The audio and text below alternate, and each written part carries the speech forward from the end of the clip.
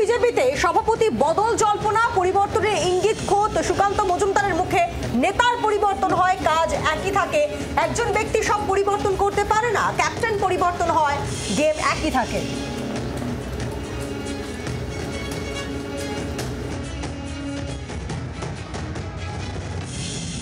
আজকের বৈঠকের মূল বিষয় হচ্ছে আমাদের সাংগঠনিক বিষয়। দেখুন, বিজেপিতে নেতার পরিবর্তন হয়, নেতা বলতে ইন দ্য সেন্স যে যিনি পদে বসেন, রাজ্য সভাপতির পদে বসেন, কিন্তু কাজ একই থাকে। It's a continuous process. এটা একটি রিলে রেস। একজন ব্যক্তি সব পরিবর্তন করতে পারে না, বিজেপি এটা বিশ্বাস করে। এটা টিম গেম, আমি প্রথম থেকে বলে এসেছি। সেই টিম গেমের ক্যাপ্টেন পরিবর্তিত হয়। আমরা এই পুরো বিষয় নিয়ে আরো জানবো, কথা বলবো। মমিতা চক্রবর্তী এই মুহূর্তে আমাদের সঙ্গে রয়েছেন, আমাদের প্রতিনিধি সরাসরি। মমিতা, সুকান্ত মজুমদারের মুখ থেকে অত্যন্ত গুরুত্বপূর্ণ যে লাইন উঠে এলো, ক্যাপ্টেন পরিবর্তন হতে পারে কিন্তু কাজ একই থাকে। সেক্ষেত্রে সুকান্ত মজুমদারের উত্তরসূরি কে হবেন নাম নিয়ে একটা জল্পনা রয়েছে। আজ কি কিছু জানা যেতে পারে মমিতা?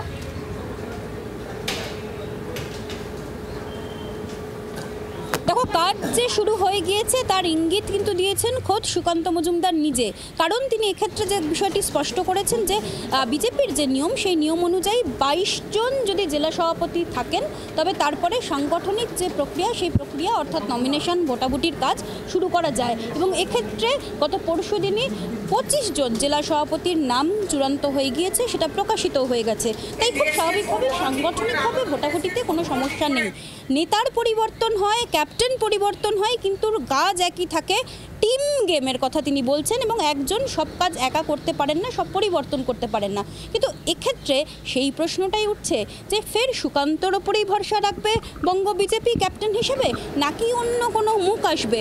কে আসবেন বিজেপির ব্যাটন ধরতে? এবং সেই নিয়ে আজকে যে প্রথম পর্যায়ের কাজ, যেটা সূত্র মারফত খবর, যে নমিনেশন প্রক্রিয়ার কাজ, সেই নমিনেশন প্রক্রিয়ার কাজ কিন্তু শুরু হওয়ার কথা।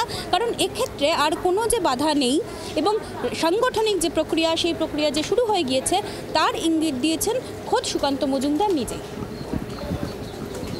ধন্যবাদ মমিতা। লকেট চট্টোপাধ্যায় তিনি বৈঠকে ঢোকার মুখে ঠিক কি বলেন শুনবো।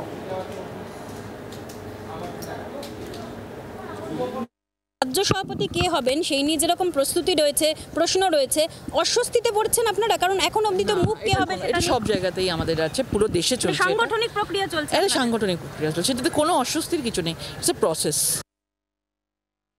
আর নাম নিয়ে যখন এই জোর চর্চা চলছে, তখন শুভেন্দু অধিকারী বেশ কয়েকদিন আগে স্পষ্ট করে জানিয়ে দিয়েছিলেন যেহেতু তিনি বিরোধী দলনেতার দায়িত্ব পালন করছেন, তাই রাজ্য সভাপতি হওয়ার কোনো রকম সম্ভাবনা নেই। ঠিক কি বলেছিলেন শুভেন্দু অধিকারী, শোনাবো।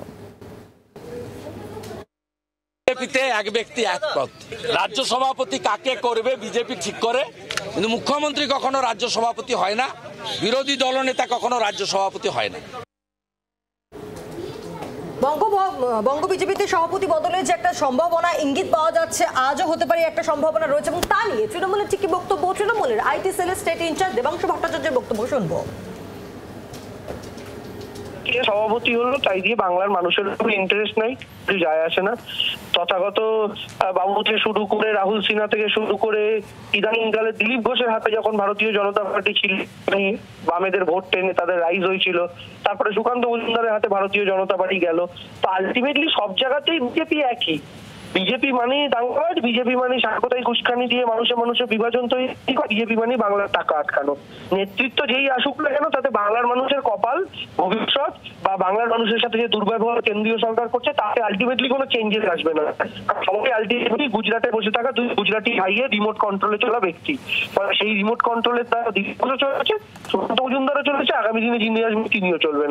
আমাদের লড়াই আদর্শের বিরুদ্ধে, আমাদের লড়াই কোনো ব্যক্তি বা নেতার বিরুদ্ধে নয়। তাই যেই আসুক আমাদের সাথে ময়দানে দেখা হবে।